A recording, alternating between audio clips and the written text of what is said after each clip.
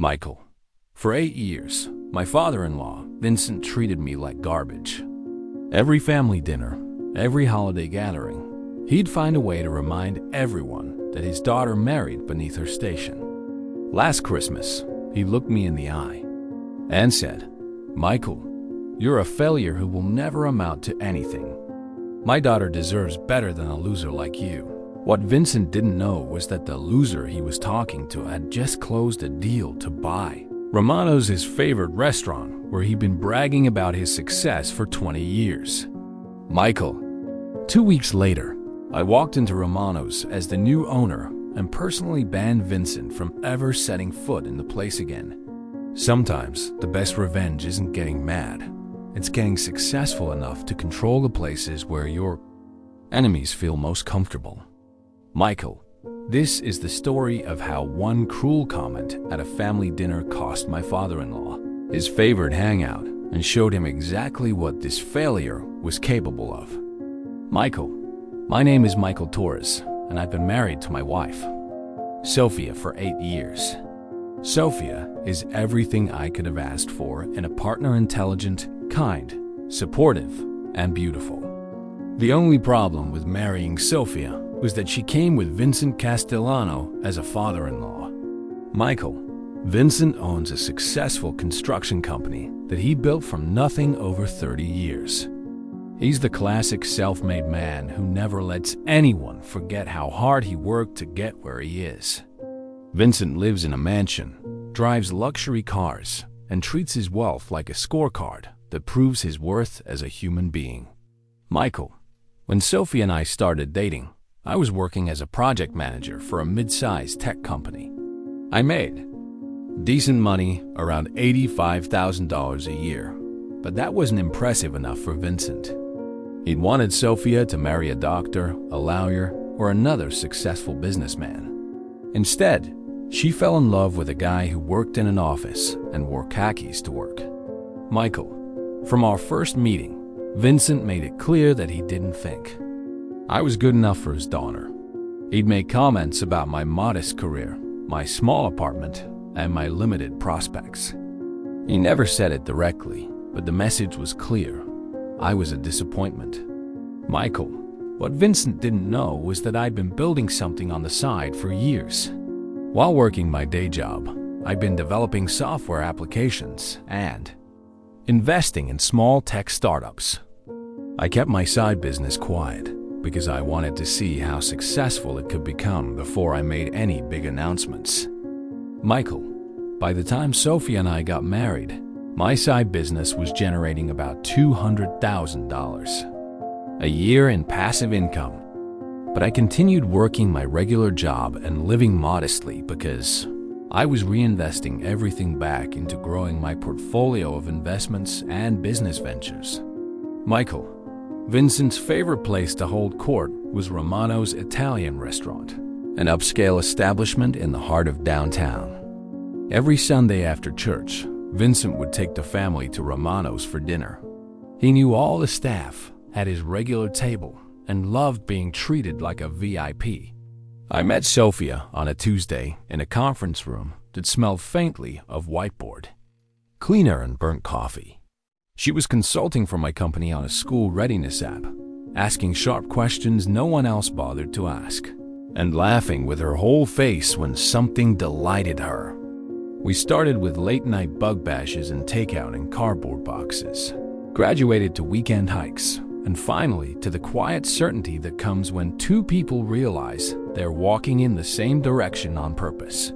We married in a modest church with a reception that featured her mother's lemon cookies and a playlist assembled by cousins who refused to leave the dance floor. Nothing about that day required proving anything to anyone. Everything after that seemed to require proof, at least to Vincent. He ran his construction company like a warship, big, loud, and bristling with stories from battles won.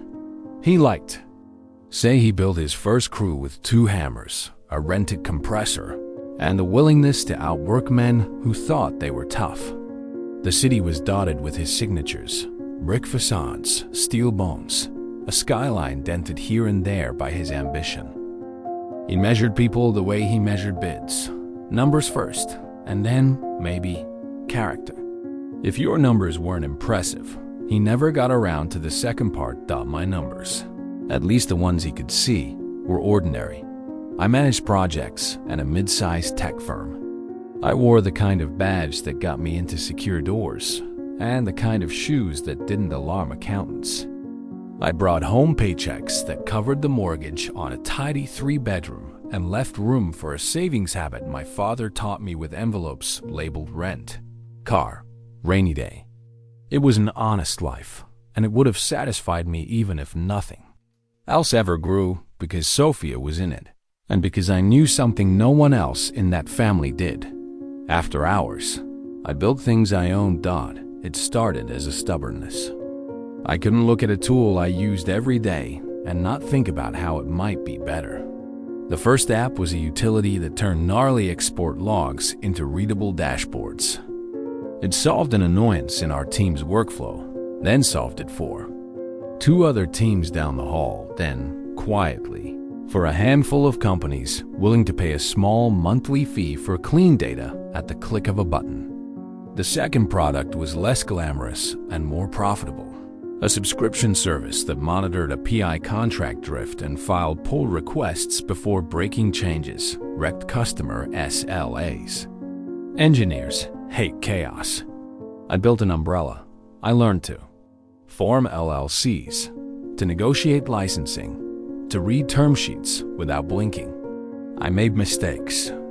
The first developer I hired on a contract ghosted with a half-finished code base and a charming apology. I rebuilt the feature myself at 2 a.m., then wrote a contract template with milestones that would make a litigator proud. A reseller in Prague sold my tool with a markup and vanished when it came time to remit. I tightened my payment rails and discovered that trust is not a strategy verification is. Through it all, I kept the money where it belonged, in the business. New features, better infrastructure, a small team that got stock instead of swag. By the time we said our vows, those quiet entries on my balance sheet added up to a story I wasn't ready to tell at a Sunday dinner where applause was always conditional. It didn't help that Vincent's favorite theater for approval was Romano's. Romano's was where waiters knew to bring him sparkling water without asking, and where the owner, Giuseppe, would emerge from the kitchen to clap him on the shoulder and talk about the old days, when approval required only good concrete and a handshake. Every Sunday, the family parade would arrive after church and settle into a ritual. Calamari, Caesar, a round of barrelos for the table elders, and a recitation of who had achieved what that week. Promotions were announced with the flourish of dessert menus. Contract wins were toasted as if the city had whispered thank you personally. In that room, success wore linen. I learned early to make myself small in those moments, not out of shame, but out of a refusal to audition. When I said we shipped on time, Vincent asked how many zeros came with it. When I said we cut our churn rate, he tilted his head like a man trying to hear through static. Sometimes he'd look past me entirely, to the man at the next table in a souk he respected. If I had told him then about my AR or my cap table, he would have called it paper money and asked if I owned any dirt. So I let the small remarks pass, and I let the big work speak by compounding quietly. Sophia saw it, the work and the restraint. At home, she'd curl up with her feet under my leg and ask about user cohorts like she was asking about cousins. She celebrated small wins, like the week I reduced cloud costs by 12%, as if I'd landed a moon rover. She also called me out when I hid behind humility. There's a difference, she said, between being modest and being erased. She didn't ask me to change how I handled her father. She asked me to be as proud of my path as she was. Pride, I found, is louder in an engineer's diary than at a family dinner. Meanwhile, the ledger of Vincent's opinions grew. He liked to compare life to construction foundation, framing, finish, and to imply I'd stalled at drywall. When a cousin's husband opened a third auto body shop, Vincent clapped him on the back hard enough to move teeth and told me to take notes. When a nephew announced he'd been hired by a hedge fund, Vincent performed a short homily on risk, appetites, and then glanced at me as if I were a cautionary tale about comfort. In quieter moments, he'd remind Sophia that he had built her childhood with his bare hands, and shouldn't she expect as much steel from her husband? It's a cruel trick to make love feel like debt. My own father would have liked him, I think, and also not liked him. He was a machinist who taught me that a good life is built with repeatable cuts and clean tolerances. He measured men by whether they kept their word when no one was looking. He never cared if a paycheck came with applause. He met Vincent once, shook his hand, and later told me some people carry their history like a banner and others like a tool. He suggested I learn to tell the difference quickly and plan accordingly. Planning accordingly meant paperwork that looked like caution and turned out to be strategy. I separated personal and business finances with the kind of meticulousness that makes accountants nod and auditors relax. I formed a holding company that sat between me and the operating LLCs and ran periodic scenario drills. What if a supplier fails? What if a cloud region goes dark? What if you get sick for 6 months? What if you decide one day you're done with offices and want to own something with brick in it instead of code? The answers turned into lines on a whiteboard and then into transfers between accounts. It is amazing how much courage a properly funded reserve buys. Romano's, for all its theater, became a study for me. The service was warm even when the pause froze. The pasta was consistent because the line cooks measured salt with fingers trained like metronomes. But underneath, I could see the version drift that eats institutions from the inside. A wine list that hadn't evolved. Linens that lasted too long. A loyalty program that was a cardboard punch card in an age of push notifications. I watched Giuseppe age at the host stand and guessed at payroll stress from the way his smile faltered when a 16 top walked in at 9:15. He still loved the place, but love and stamina do not always renew together. At work, my projects grew safer as I grew more impatient. The bigger the company, the more time you spend in rooms that add no value. I learned to be useful inside those rooms and to build futures outside them. The app spun off more revenue. A content partnership with a training platform brought in a new cohort of small customers who were grateful to pay $39 a month for magic. A Midwestern university licensed our API checker for campus-wide use. I hired a part-time CFO who loved my spreadsheets the way bakers love dough, hands in, eyes bright. She showed me how to make my money act like an employee. It did what we told it to. Vincent never asked about any of it. If he could not weigh it on his mental scale, it did not exist. He mistook my quiet for lack and my patience for resignation. He tightened his grip on the only lever he understood, shame, and pulled it at holidays. Anniversaries, random Sundays with espresso on his breath. I learned to take the heat and store it like solar, to run lights later when I needed them. All the while, my calendar filled with calls that didn't show up at family dinners. A founder in Austin wanted me to angel invest in a logistics tool.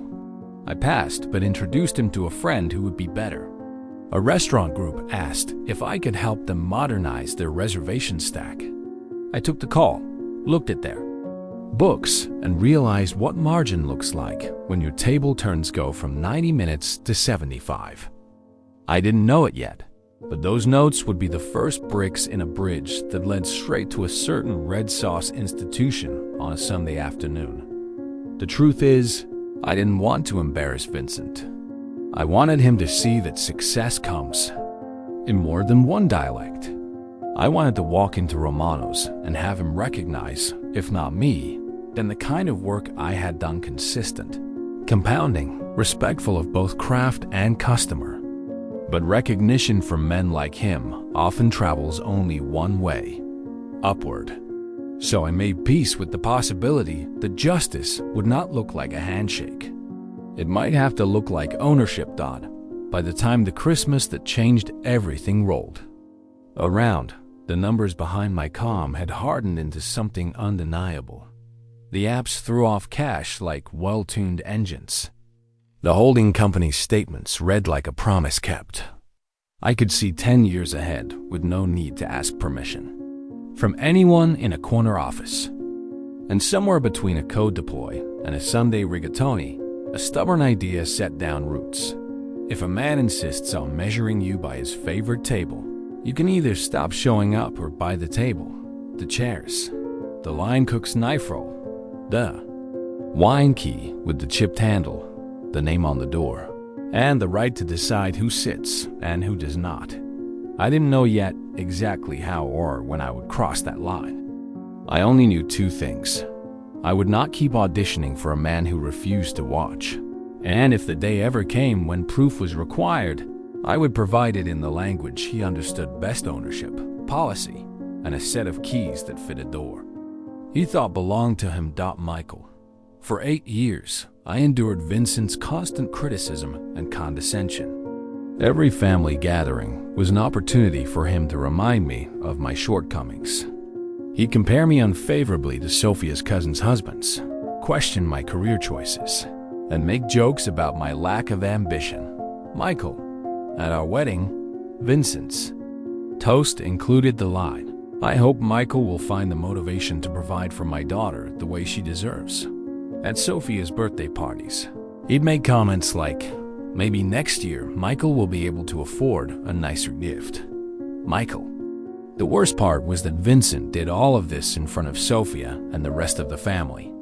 He'd humiliate me publicly while maintaining the facade of being a loving father-in-law. Sophia would defend me, but Vincent would brush off her protests with comments like, "Honey, I'm just trying to motivate your husband to reach his potential." Michael. Meanwhile, my business ventures were thriving. I'd sold 2 software applications for significant profits. My investment portfolio was worth over $1.5 million, and I was generating more passive income than Vincent made from his construction company. But I kept all of this information private. Michael. I wanted to see how Vincent would treat me if he thought I was just an ordinary guy with an ordinary job.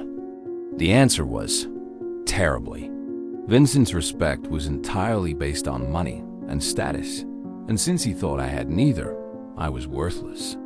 In his eyes, Michael, Sophia would get frustrated with her father's behavior, but Vincent was skilled at making his insults sound like concern or motivation. He'd say things like, "I just want the best for Sophia," or "I'm trying to help Michael become more successful." It was emotional manipulation disguised as family love. Michael. The breaking point came last Christmas, during what should have been a joyful family celebration. Vincent had been drinking wine and was feeling particularly bold about sharing his opinions on my life choices. It started small, the way most erosion does. A shrug when I spoke about a delivery we'd shipped on time. A shift of the eyes to a louder table when I mentioned a customer renewal. At early dinners, Vincent would clap the waiter on the back, order for the table as if he were conducting an orchestra, then introduce me as Sophia's husband who does computers. The laugh line always landed. The respect never did. By our first anniversary, the script had hardened. At family barbecues, he would pull the younger cousins aside and deliver lessons about grit while I flipped burgers he'd handed me like a chore list. He compared the calluses on his palms to the keyboard marks he imagined on mine, then told the boys they'd better grow up to pour concrete, not pour over spreadsheets. He would end the sermon by pointing to me and saying there's nothing wrong with office work if you can live with yourself. Sophia would squeeze my hand under the picnic table, the universal sign for do not take the bait. When we closed on our modest 3-bedroom, he arrived with a tape measure and a set of opinions disguised as congratulations. He paced the living room as if he were assessing a demo site, announcing the square footage like a verdict. He told Sophia that the master was really a junior suite and that a proper home had space to breathe.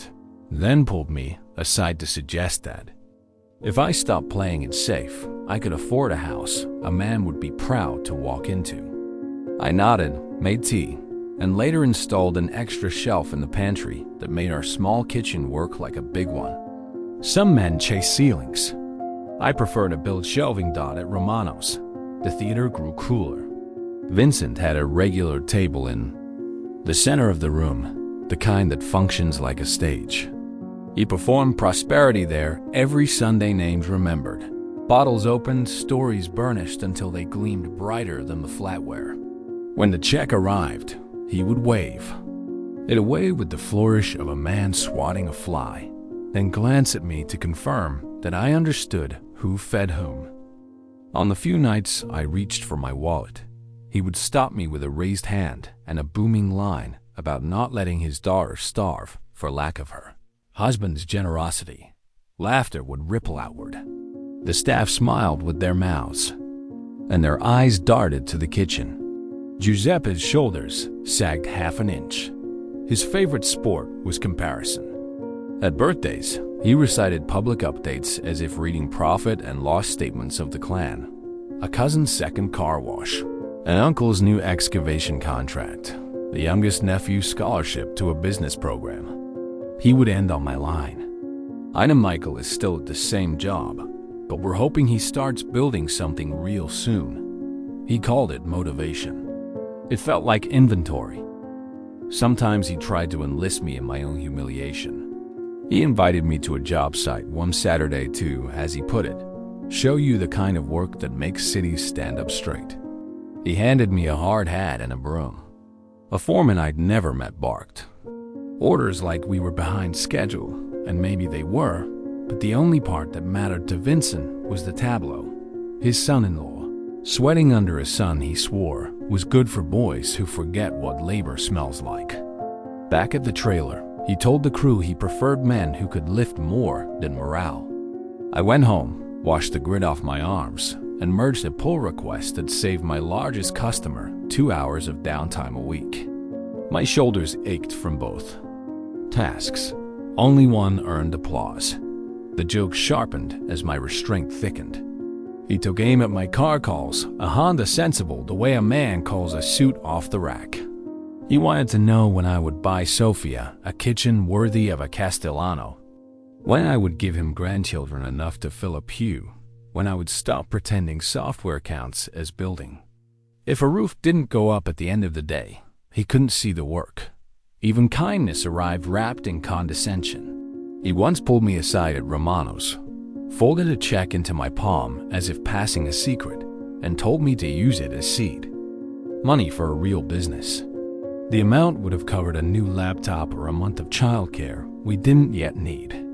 I thanked him, tore the check up at home, and added the date to a private ledger where I kept 2 columns, remarks and returns.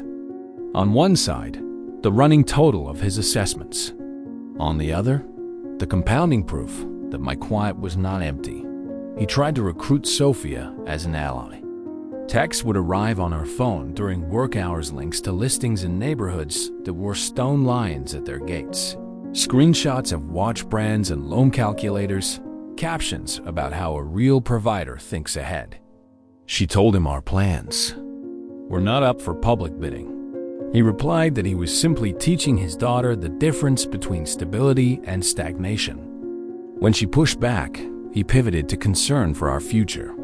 It is an old trick to weaponize love as advice. The staff at Romano's learned our rhythms. Maria at the host stand would greet us with a kindness that felt like apology. In the kitchen, I could hear the line lift when Vincent's voice carried through the dining room. Giuseppe would emerge, clip a napkin onto his wrist, and smile the way men smile when tradition keeps the lights on, even as it dims their patience. I watched how the place handled the waves, how the bar backed up at 5:55 on Fridays, how the Caesar always arrived with the same amount of anchovy, even when the prep cook changed, how the espresso machine hissed like a radiator in February. I noticed where the pause lagged and where the servers compensated with memory.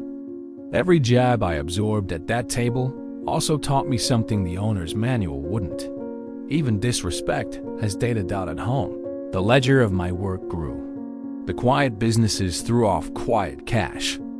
A training platform featured our PI tool and monthly revenue jumped like a startled deer.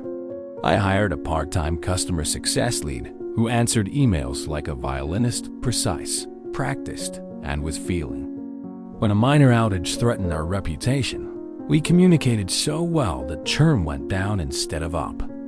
None of this made it into Vincent's Sunday reports.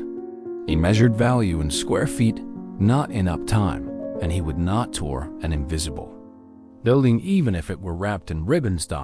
He offered me a position once project manager at his company, the good kind where you can finally learn how real budgets work. He framed it as an opportunity to grow up, to get out from behind what he called toy problems. The salary was substantial. The cost of my autonomy was non-negotiable. I thanked him and declined. He told Sophia later that pride would be my downfall. Then said at dinner that stubborn men die poor and polite men die unnoticed. I thought about the small team who trusted me to sign their contracts and about the users who relied on our commits as if we were a power company, poor and unnoticed. Looked unlikely, but it wasn't my job to convince him. Over time, even the silences carried instruction. When a cousin bragged about a speculative duplex and asked Vincent if risk made a man strong, Vincent banged the table and announced that courage is a mortgage with teeth. When I mentioned I'd paid off our house early, he said only that interest is the cheapest roommate you'll ever have. He could not imagine that freedom is also a line item. He once tried to broker a deal where I would invest in one of his projects, an expansion into a neighborhood that smelled like new money and wet concrete. He told me I could get in for a small stake if I wanted to see how real margins feel. I asked for the pro forma, the debt stack, the covenants on the construction loan, and the exit assumptions. He said real men trust their gut. I said I preferred returns I didn't have to justify to my wife. He laughed loud enough to turn heads 2 tables over and told the waiter to bring me another glass of courage. Through all of it, Sophia stood between storms and kept our weather clear. She called out the digs when they were overt and deflected them when they were cloaked in fatherly advice. She refused to let our home become a courtroom where her father prosecuted my choices. She also refused to let me disappear behind strategy. You do not have to audition, she would say, but you also do not have to stand on a stage he built. The distinction saved me from fights I could have won and losses that would have cost us both. By the time that December rolled around, the pattern was a road you could drive blindfolded. Church in the morning, Romano's at 1:30, Vincent in a blazer the color of expensive wine, palms spread as if blessing a congregation. A story ready about the time he saved a tower from disaster by yelling at the right man in the right minute. The table would laugh, the bread would arrive, and sooner or later his gaze would settle on me, searching for a fresh place to plant an old flag. I had spent years letting the flag flutter and the wind die. That month, I felt something settle in me that was not anger and not pride, but a kind of decision that tastes like steel. I would not raise my voice. I would not match his spectacle. I would simply change the ground beneath his feet. And when he stepped onto it, expecting deference, he would find policies instead. Michael. Last Christmas Eve, the entire Castellano family gathered at Vincent's house for their traditional celebration. There were about 20 people there. Sophias, siblings, cousins, aunts, uncles, and their children. It was supposed to be a night of family bonding and holiday joy. Michael, Vincent had been drinking since the afternoon, and by dinner time, he was in one of his expansive moods where he liked to hold court and share his wisdom with the younger generation. Unfortunately, his favorite topic was my inadequacies. As a husband and provider, Michael, during dinner, Vincent started talking about success and ambition. He told stories about building his construction company, about the risks he'd taken and the sacrifices he'd made. Then, he turned his attention to the younger men in the family, offering advice about career advancement and financial planning. "Michael." When Vincent got to me, his tone changed. He said, "Michael, you've been married to my daughter for 8 years now. When are you going to stop playing it safe and start building something real? When are you going to become the kind of man Sophia deserves?" "Michael," I tried to deflect with humor, saying that I was happy with my career and that Sophia seemed satisfied with our life together. But Vincent wasn't finished. He'd been building up to this moment all evening. "Michael," Vincent stood up, wine glass in hand, and addressed the entire table. He said, "I want everyone here to understand something about success. Success isn't about being comfortable or playing it safe. Success is about taking risks, building something meaningful, and providing for your family. Michael." Then he looked directly at me and delivered the line that would change everything. "Between us, Michael, you're a failure who will never amount to anything. My daughter deserves better than a loser like you. You've had 8 years to prove yourself, and you've accomplished nothing." "Michael." The room went silent. Sophia was mortified. The other family members looked uncomfortable, and I felt a rage building inside me that I'd never experienced before. But I didn't explode. Instead, I smiled and said, "Vincent, you're absolutely right. It's time for me to step up and show everyone what I'm really capable of." The house smelled like cinnamon and confidence. Vincent's people know how to lay a table china with a hairline of gold, linen thick enough to stand on, a roast that could silence a room if Vincent would let one stay silent. A 12-foot tree anchored the corner, every ornament a memory. He curated for display. Sophia's mother moved through the dining room like a conductor, coaxing warmth from candles and conversation. I carried a tray in from the kitchen and could feel the temperature shift when Vincent appeared at the threshold, with a glass already half empty and an audience already half captive. He began, as he often did, with history. The winter he poured concrete in a storm. The Christmas Eve, he bid a job from a payphone and won a contract that changed a decade. He loved the versions of himself who were most exhausted, most victorious. The story sharpened as the Chianti fell. The lessons hardened into commandments. Risk makes men. Comfort makes cowards. Provide or step aside. Around the table, heads nodded, some because they believed him, others because nodding is a safe thing to do. Through appetizers, he did the benevolent patriarch routine. Praise for a nephew's internship. A theatrical gasp at a cousin's engagement ring. A loud instruction to the youngest to take another helping because growing boys need fuel. When the roast landed, he shifted to assessment mode. He asked salaries, the way other people ask about the weather. He compared mortgages like they were trophies. Each answer was a rung in the ladder he climbed above us. Eventually, the conversation narrowed until it was only him and me. He asked about my year in a tone that said he already knew the answer. I gave him the same summary I'd given everyone else that week. Projects shipped, a few wins, a few lessons, steady growth. He made a face at steady, the way a man makes a face at decaf when he wanted espresso. He wanted to hear about leaps across ravines, not careful bridges. He pushed, and I did not move. He recited the Castellano thesis on manhood. Build or be built over. Make noise or be drowned out. Provide or apologize. He set his glass down and rested both hands on the tablecloth, as if he were about to bless the bread. Then he delivered his verdict in a voice that cut through silverware and side chatter. 8 years and nothing to show. A son-in-law who plays it safe. A daughter who could have had more if she had chosen better.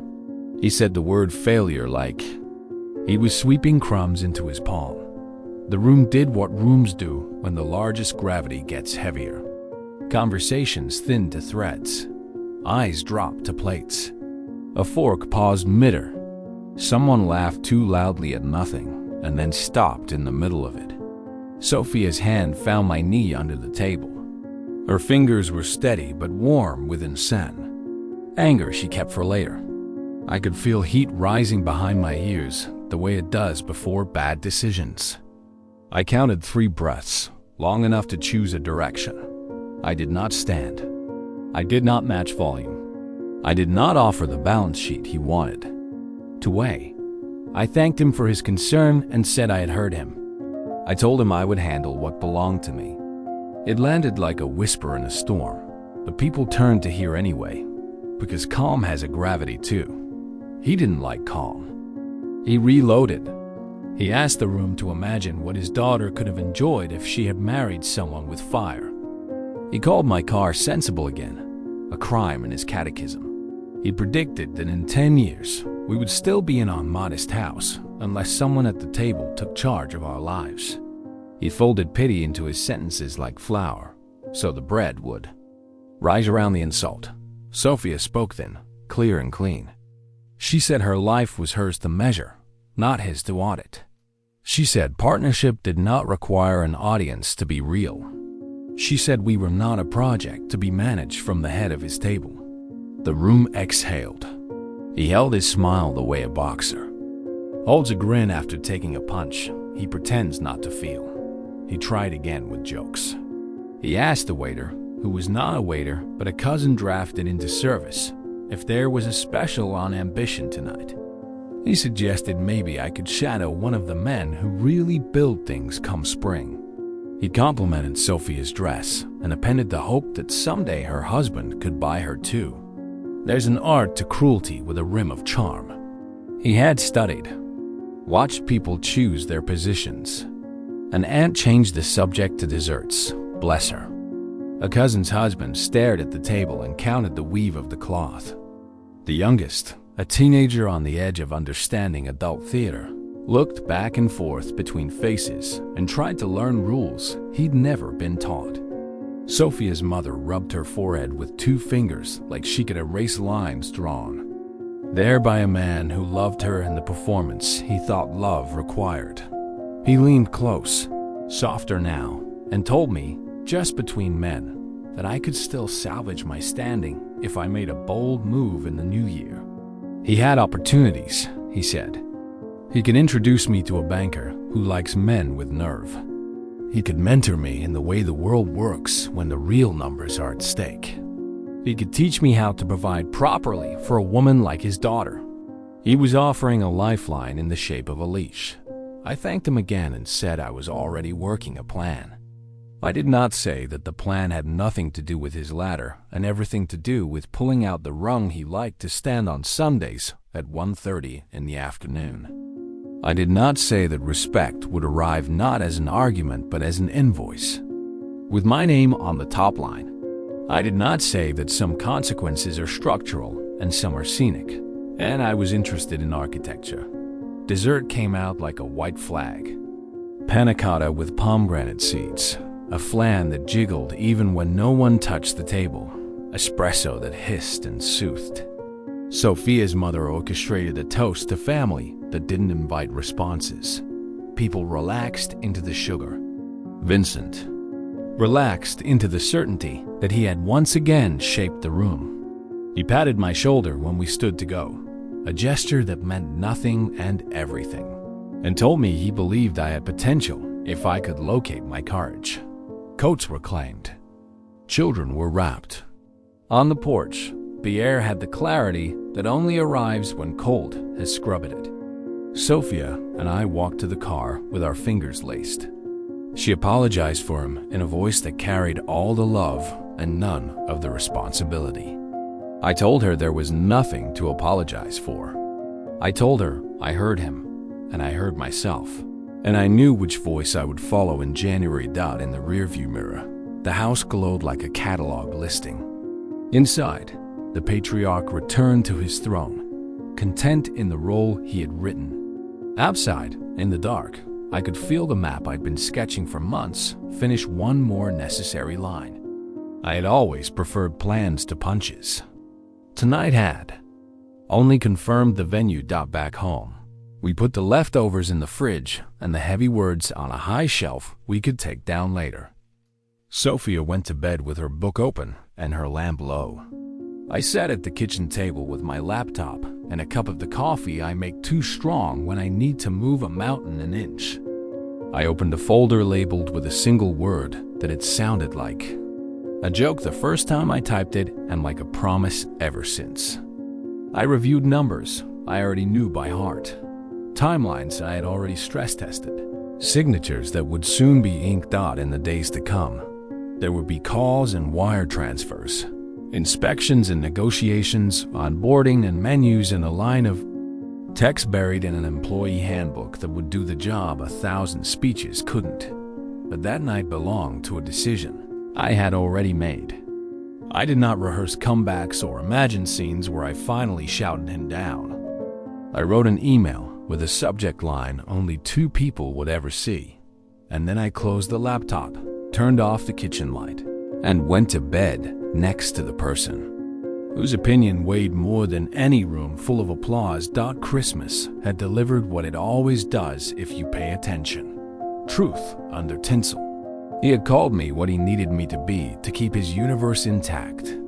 I had answered what I needed to answer to keep mine intact. The rest would be logistics.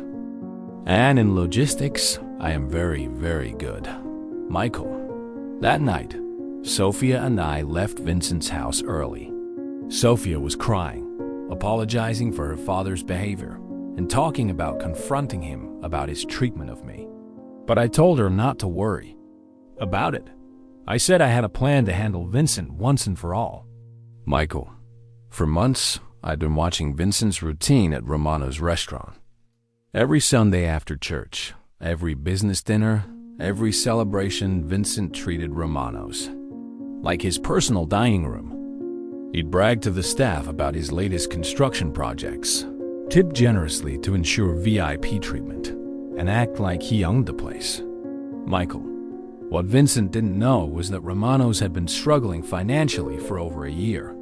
The owner, an elderly Italian man named Giuseppe Romano, was looking to retire and sell the restaurant.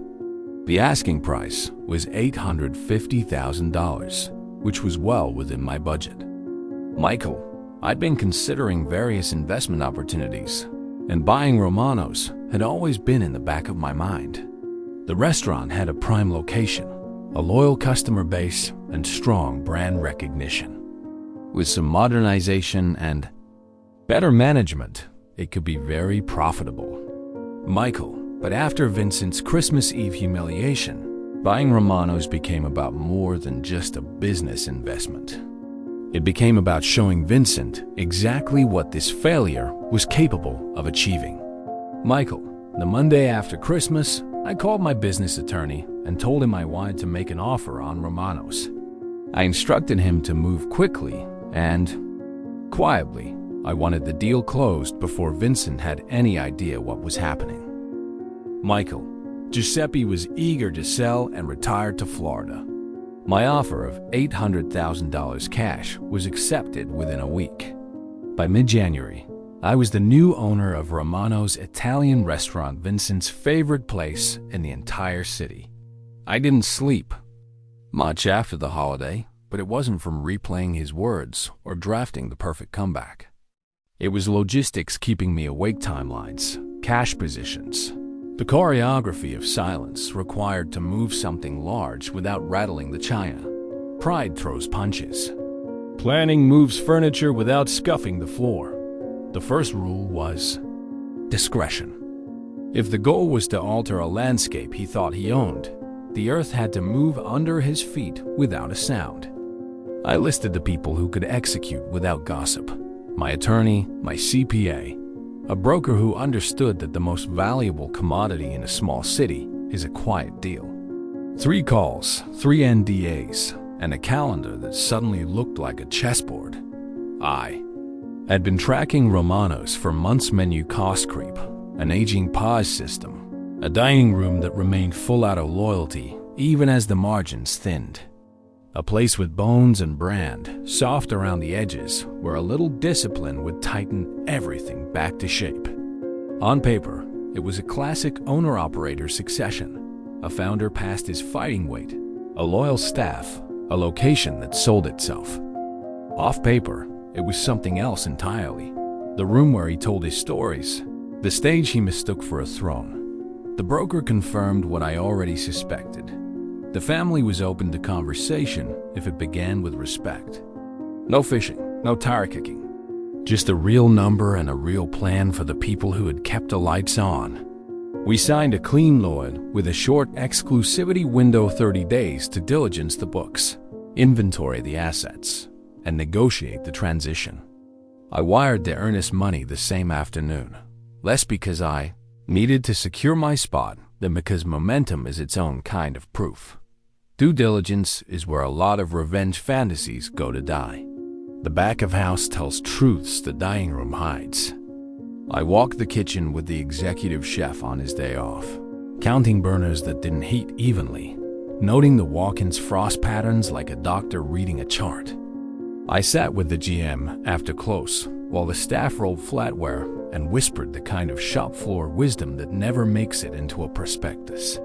Payroll run rate, tip distribution practices, one bartender everyone loved who struggled to show up on Mondays. The numbers were tidy enough to pass, messy enough to promise upside, while the accountants verified sales tax filings and the attorney reviewed leases and vendor contracts. I built a quiet P&L for the first year under my ownership. 2 new revenue streams, catering, and a chef-stable tasting menu on dead weeknights. A modest capex plan to modernize the line, upgrade the espresso machine that sputtered like a smoker, replace a pause that treated every Saturday like a siege. A wage adjustment that would cost me in Q1 and buy me loyalty by Q3. A wine list with a tighter cellar and a better story. Every line item had to serve 2 masters, the business and the boundary.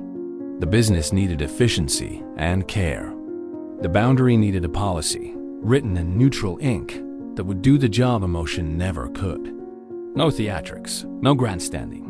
Just one line in the house rules about behavior towards staff and management and the consequence of violating it. The name didn't need to appear for the message to be permanent. At home, I folded the plan into life the way you tuck a letter into a book for safekeeping. The kitchen table became a command center after dinner spreadsheets open, a legal pad. Sectioned into columns, sticky notes marching along the edge like a color-coded flank. Sophia watched me work with the kind of attention that isn't about numbers at all. She asked the 2 questions that matter most. What does success look like for the people who depend on this place? What does success look like for us? I answered, both with the same word, dignity. I told her what I could share and held back what needed to wait. Not because I wanted to surprise her, but because I wanted to spare her from carrying weight she didn't need to carry among people she loved. She understood. That's the thing about partners. Their patience is an asset you don't amortize. The financing piece was straightforward. I could write a check, but I chose structure over swagger. A mix, majority cash to keep the seller comfortable, and fast, a small seller note to keep him reachable for 6 months of handover, and a revolving line for contingency that I hope never to touch.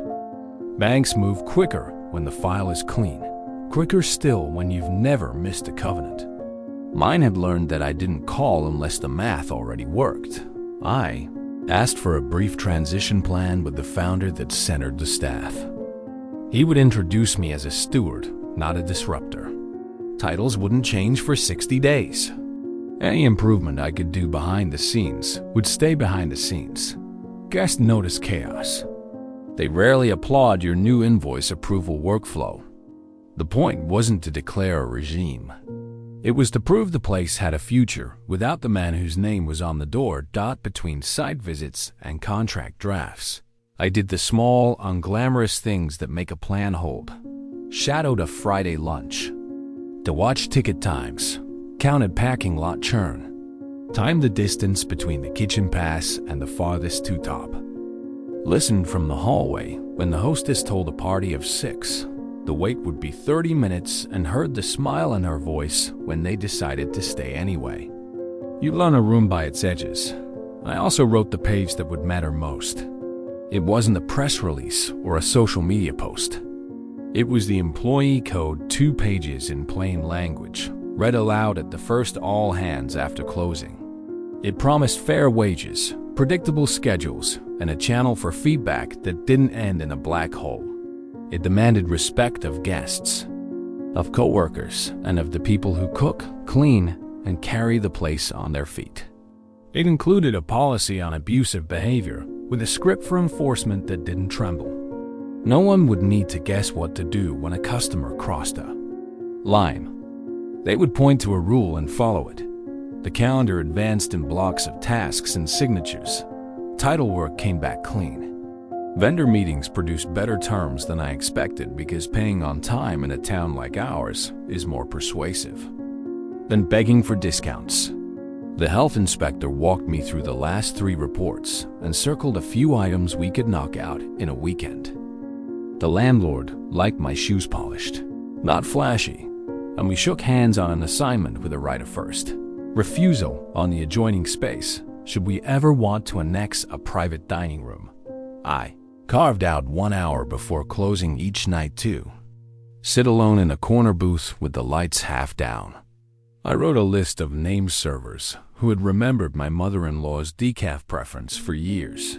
The dishwasher who whistled, the line cook who plated with care even when the board screamed. I drafted notes for each of them, not generic thank yous, but observations that make people feel seen. Culture isn't announcements.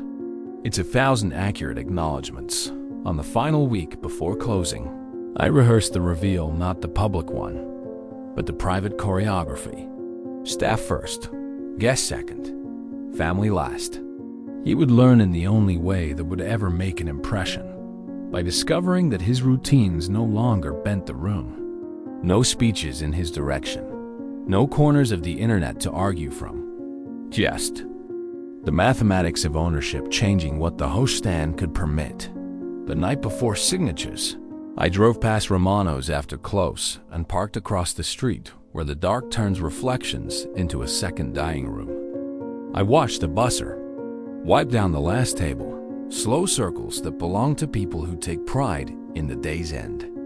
I pictured the new espresso machine in its place, and the chef's eyes when the first ticket printed with a dish he'd been wanting to run for years. I pictured a Sunday at 1:30 and the exact cadence with which a hostess would decline a request. For the center table, I didn't rehearse one-liners or imagine his face. I looked down at my hands on the steering wheel, the same hands he had dismissed as ones that shuffle papers. They've built 2 things without rebar or cranes, but durable all the same. Systems hold when storms pass through. People stand taller when the rules are clear. A story feels less like an argument and more like architecture when it finally stands on its own dot at home. I placed a pen on the kitchen counter next to a folder tabbed in 3 colors. Sophia kissed my shoulder, squeezed my forearm, and turned off the light. A plan had become a set of tasks. A set of tasks had become a morning dot in the morning.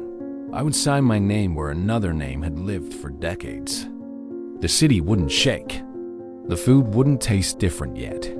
The regulars would still ask for their favorite server and the corner booth near the window. But under the tablecloth, the grain of the wood would be mine to care for. And a man who believed control was his birthright would learn what it feels like when the ground declines to recognize your footsteps. The best part of a plan isn't the reveal. It's the moment the hinge pins slide back into place and the door swings. On a frame, you've squared yourself. After that, gravity does the rest. Michael, buying Romano's was more complex than just writing a check. I had to review the financials, negotiate with suppliers, evaluate the staff, and develop a plan for improving the business. But I was motivated by more than just profit. was motivated by the thought of Vincent's face when he realized what had happened. Michael, Giuseppe introduced me to the staff as the new owner, and I made it clear that I wanted to maintain the restaurant's traditional atmosphere while modernizing the operations. Most of the employees were excited about the change, especially when I announced that I'd be increasing wages and improving benefits. Michael, I also made one very specific policy change that Giuseppe found amusing. I told the staff that Vincent Castellano was no longer welcome in the restaurant. I explained that he'd been disrespectful to my family and that Romanos would no longer serve him or anyone in his party. Michael, the staff was surprised but not entirely shocked. Several of them mentioned that Vincent could be demanding and condescending, especially when he'd been drinking. They were actually relieved to know they wouldn't have to deal with his attitude anymore. Michael, I spent the next 2 weeks learning every aspect of the restaurant business. I worked with the chef to update the menu, negotiated better deals with suppliers, and implemented new systems for inventory and customer service. Romanos was going to be more successful under my ownership than it had ever been under Giuseppe. Michael, but the real test would come on the first Sunday after I took ownership. That's when Vincent would arrive for his regular post-church dinner, expecting his usual VIP treatment. Instead, he'd discover that his favorite restaurant now belonged to the failure he'd humiliated at Christmas. Michael, Sunday, February 4th, was the day I'd been waiting for. I arrived at Romano's early that morning to make sure everything was perfect. I wanted the restaurant running smoothly when Vincent showed up for his regular family dinner. Michael, I positioned myself in the back office where I could see the dining room through security cameras. At exactly 1:30 p.m., Vincent's Mercedes pulled up outside. He got out of the car with Sophia's mother and 2 of Sophia's aunts, looking confident and self-important as always. Michael, Vincent walked into Romano's like he owned the place, heading straight for his usual table in the center of the dining room. But instead of being seated immediately, he was approached by Maria, the hostess, who looked nervous and uncomfortable. Michael, I watched through the cameras as Maria explained that Vincent's party couldn't be seated. Vincent's face showed confusion, then irritation. He demanded to speak to Giuseppe, not knowing that Giuseppe had retired to Florida 2 weeks earlier. Michael, that's when I made my entrance. I walked out of the back office, through the kitchen, and into the dining room. Vincent saw me approaching and looked even more confused. He probably thought I was there for lunch with Sophia's family. Michael, I walked up to Vincent with a big smile and said, "Hello, Vincent. Welcome to my restaurant." The confusion on Vincent's face was priceless. He said, "What do you mean, your restaurant? Where's Giuseppe?" Michael, I explained that I'd purchased Romano's from Giuseppe and was now the owner. Vincent's face went through a series of expressions: confusion, disbelief, and finally anger. He said, "That's impossible. You don't have that kind of money. You're just a project manager." Michael, I pulled out my business card, the one that identified me as CEO of Torres Digital Ventures, and handed it to Vincent. I said, "Actually, Vincent, I'm a successful entrepreneur who owns multiple businesses and has a net worth of about $3.2 million. But you never bothered to ask about my actual accomplishments because you were too busy calling me a failure." Michael, Vincent stared at my business card like it was written in a foreign language. He kept saying, "This doesn't make sense. You work in an office. You drive a Honda. You live in a regular house." He couldn't reconcile his image of me as a failure with the reality that I just bought his favorite restaurant. Michael, I explained to Vincent that I'd been building my business empire quietly for years while he was busy insulting me. I told him about my software applications, my investment portfolio, and my passive income streams. With each revelation, Vincent's face got redder and his expression more stunned. Michael, Then I delivered the news that Vincent really didn't want to hear. I said, Vincent, as the new owner of Romano's, I'd made some policy changes. One of those changes is that you and your party are no longer welcome here. I'm going to have to ask you to leave. Michael. Vincent exploded. He started yelling about how he'd been a customer for 20 years, how he'd spent thousands of dollars at Romano's, how I couldn't just ban him from a public restaurant. But I calmly explained that as a private business owner, I had the right to refuse service to anyone. Michael. Sophia's mother and aunts were mortified by the scene Vincent was making. Other customers were staring, and the staff was watching. Nervously, Vincent was having a public meltdown in the restaurant where he'd always been treated like royalty. Michael. I told Vincent, you called me a failure who would never amount to anything. You said I wasn't good enough for your daughter. Wow, this failure just bought your favorite restaurant and is now asking you to leave. I guess we'll see who the real failure is. Michael. Security escorted Vincent and his party out of Romano's while other customers watched in amazement. The man who'd always acted like he owned the place was being thrown out by the son-in-law he'd spent years humiliating. Michael. Word of Vincent's banishment from Romano's spread quickly through the Italian-American community. Within a week, everyone knew that Vincent Castellano had been kicked out of his favorite restaurant by his own son-in-law. Michael. Vincent tried to save face by claiming that Romano's had gone downhill under new management and that he wouldn't want to eat there anyway. But everyone knew the truth. He'd been humiliated by the man he'd spent years calling a failure. Michael. Sophia was initially shocked by my revelation about my business success. She couldn't understand why I'd kept my wealth secret for so long. I explained that I'd wanted to see how her family would treat me if they thought I was just an ordinary guy. The answer was, terribly. Michael. Sophia supported my decision to ban her father from Romano's. She said she was tired of his disrespectful behavior and that he needed to learn that actions have consequences. She was proud of my business success and angry that I'd felt the need to hide it because of her father's attitude. Michael. Under my ownership, Romano's became more successful than ever.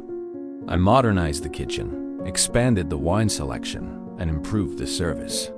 Within 6 months, we were booked solid every weekend and had a waiting list for prime dining. Times.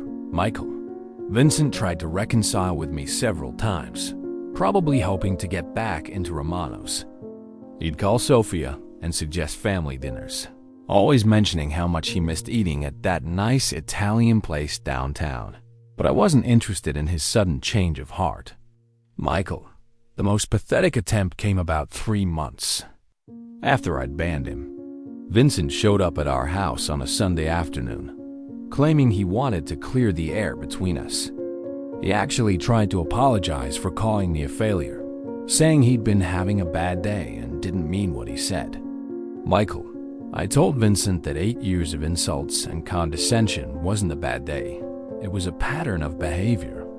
That revealed his true character. I said, Vincent, you didn't respect me when you thought I was poor, so I don't need your respect now that you know I'm wealthy. Michael. Vincent then tried a different approach. He offered to invest in Romano's, to become a silent partner in the business. He said his construction company could handle any renovations or improvements I wanted to make. It was obvious that he was trying to buy his way back into his favorite restaurant. Michael. I declined his offer and told him that Romano's was doing just fine without his help. In fact, I mentioned that we'd increased revenue by 35% since I'd taken over, partly because we'd eliminated the kind of disruptive customers who made other diners uncomfortable. Michael. Romano's continued to thrive under my ownership. I hired a professional restaurant manager, expanded our catering services, and even opened a second location across town. What had started as a revenge purchase had become a genuinely successful business venture. Michael. The staff loved working for me because I treated them with respect and paid them well. Several employees mentioned that the atmosphere had improved dramatically since Vincent was banned. They said other customers seemed more relaxed and enjoyed their dining experience more. Michael, I also use Romano's success to expand my business. Portfolio. The restaurant's profits allowed me to invest in other ventures, and my net worth grew to over $5 million within 2 years of buying the place. Michael, Vincent's construction business, meanwhile, started struggling. Word had spread about his behavior at Romano's, and some potential clients decided they didn't want to work with someone who had such a poor reputation in the community. His arrogance had finally started costing him money. Michael, the irony, wasn't lost on me. Vincent had spent years telling me I'd never amount to anything, but his own business was declining while mine was thriving. The failure he'd mocked was now more successful than he was. Michael, today, Romano's is one of the most popular restaurants in the city. We've won several awards for our food and service, and I'm considering opening a third location. What started as revenge has become a source of genuine pride and accomplishment. Michael, Vincent still lives in his mansion and drives his luxury cars, but his reputation in the community has been permanently damaged. People know him as the man who was so arrogant that his own son-in-law had to ban him from a restaurant. Michael, Sophia and I have a stronger marriage than ever. She's proud of my business success and grateful that I stood up to her father's bullying. We've set clear boundaries with Vincent, and he's learned to treat me with the respect he should have shown from the beginning. Michael, I still see Vincent occasionally at family gatherings, but the dynamic has completely changed. He's polite, almost deferential, and never makes comments about my career or financial situation. He learned too late that respect can't be demanded, it has to be earned. Michael, people sometimes ask me if I'll ever lift the ban and allow Vincent back into Romano's. The answer is no. Vincent had 8 years to treat me with basic human decency, and he chose to be cruel and condescending instead. Michael, the ban isn't about punishment anymore. It's about principle. Vincent needs to understand that actions have consequences, and that calling someone a failure doesn't make it true. Sometimes the people you look down on are the ones who end up looking down on you. Michael, every Sunday, when Vincent drives past Romano's and sees the full parking lot and the happy customers, he's reminded of what his arrogance cost him. He lost his favorite restaurant, his reputation, and his son-in-law's respect, all because he couldn't resist calling me a failure. Michael, the truth is, Vincent was right about one thing: I was a failure. I was failing to stand up for myself, failing to show him what I was capable of, and failing to demand the respect I deserved. But once I stopped failing at those things, Vincent discovered what real failure looks like. Michael, now, every time I walk through Romano's and see the success we've built, I'm reminded that the best revenge isn't getting even, it's getting successful. Enough to control the places where your enemies used to feel powerful. Michael, Vincent called me a failure who would never amount to anything. Now he can't even get a table at his favorite restaurant because the failure owns it. Sometimes the best way to prove someone wrong is to buy the place where they were right.